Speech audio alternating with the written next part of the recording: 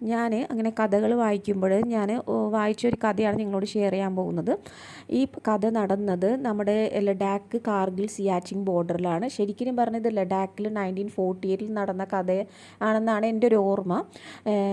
ഇത് പണ്ട് പട്ടാളക്കാർ ആ സമയങ്ങളിൽ 1948 കാലഘട്ടത്തിൽ പട്ടാളക്കാർക്ക് ഇന്നത്തെ പോലത്തെ സൗകര്യങ്ങളെയൊക്കെ 47 അപ്പോൾ ഒരു മലമ്പ്രദേശത്ത് നിന്ന് വേറെ മലമ്പ്രദേശത്തിലേക്ക് പോകാനായിട്ട് അവർ നടന്നാണ് പോകുന്നത്. അപ്പോൾ 1-2 ദിവസങ്ങൾ പിടിക്കും. ഇപ്പോൾ സിയാച്ചിൽ നിന്ന് ലഡാക്കിലെത്താനായിട്ട് 2 ദിവസമോ 3 ദിവസമൊക്കെ പിടിക്കും.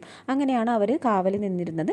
അങ്ങനെ ഇവരിങ്ങനെ കാവൽ നിൽക്കുന്ന സമയത്ത് അവർ നോക്കിയപ്പോൾ പാകിസ്ഥാനിൽ നിന്ന് കുറച്ച് ആളുകൾ നമ്മളുടെ അതിർത്തിയിൽ വന്ന് കുടിയേറി പാർത്തു. ഇത് കണ്ടിട്ട് ഈ പട്ടാളക്കാർ അവിടെ നമ്മളുടെ ഇന്ത്യക്കാരായ അതിർത്തിയിൽ താമസിക്കുന്ന ഗോത്രവർഗ്ഗക്കാരുടെ സഹായം അഭ്യർത്ഥിച്ചു. അങ്ങനെ അവർ ഈ ഗോത്രവർഗ്ഗക്കാരെയൊക്കെ പട്ടാളക്കാർ വിളിച്ചു കൂട്ടി.